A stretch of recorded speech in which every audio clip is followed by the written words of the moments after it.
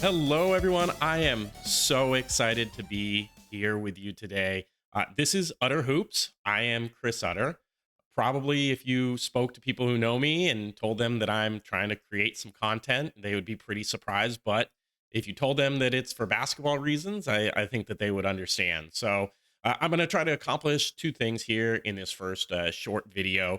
The first is to kind of explain what kind of content you should expect on this channel.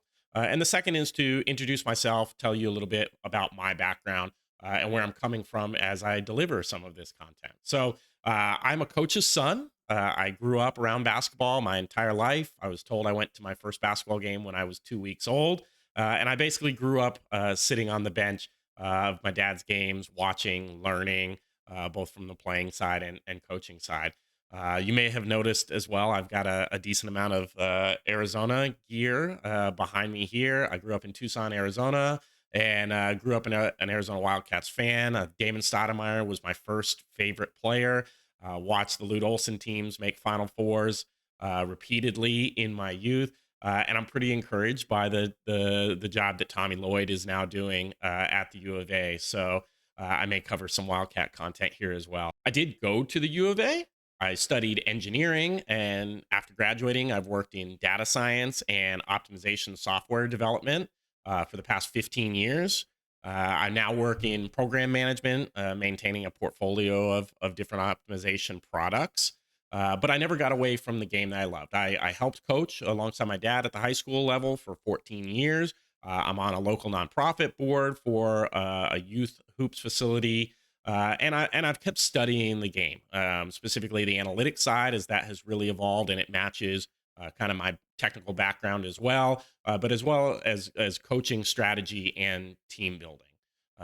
One of those examples is really in the 2011 NBA lockout was kind of my introduction to the CBA, and I really wanted to understand a lot more about what the collective bargaining agreement is, what rules that teams have to play by. And I started to kind of study that and started to build my own cap sheets for each of the teams. I also had an incredible opportunity this year to participate in Sports Business Classroom at NBA Summer League in Las Vegas. It's a program organized by Eric Pincus. I want to thank him and lead instructor Bobby Marks, as well as the salary cap instructors Keith Smith of Spot Track and Yossi Goslin of the Third Apron. They were just incredible to be able to share a lot of information with us and be able to go back and forth on them on some of those edge cases of the NBA collective bargaining agreement rules. And it was just an incredibly fun time and did give me the motivation to kind of start putting myself out there a little bit more and leading to this. I also had some conversations with people there about how these front offices are really turning more into tech organizations, taking some of the best practices from that industry. And that's something I really know very well. That's some of the content that I'm going to try to highlight here: financial ramification, legal aspects pertaining to the CBA, what is allowed and what is not allowed, both from the team and from the player perspective. I also think that we're entering an era here where we're going to start seeing a lot more collegiate front offices that look like these NBA teams are already looking.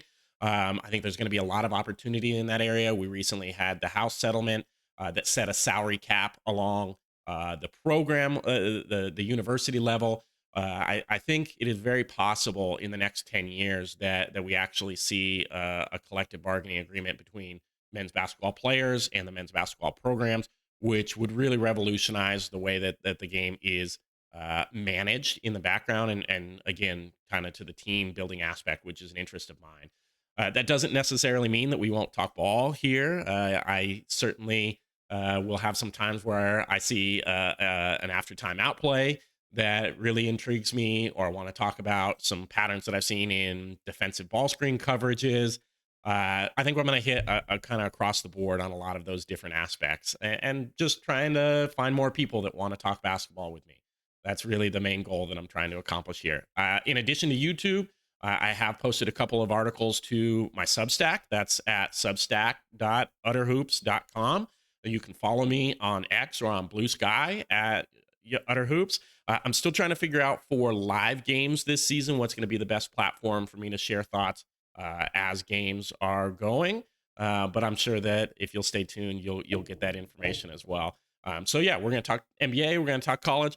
Probably not a lot of high school, although I may refer to some of the stuff that we built during the time that we were coaching.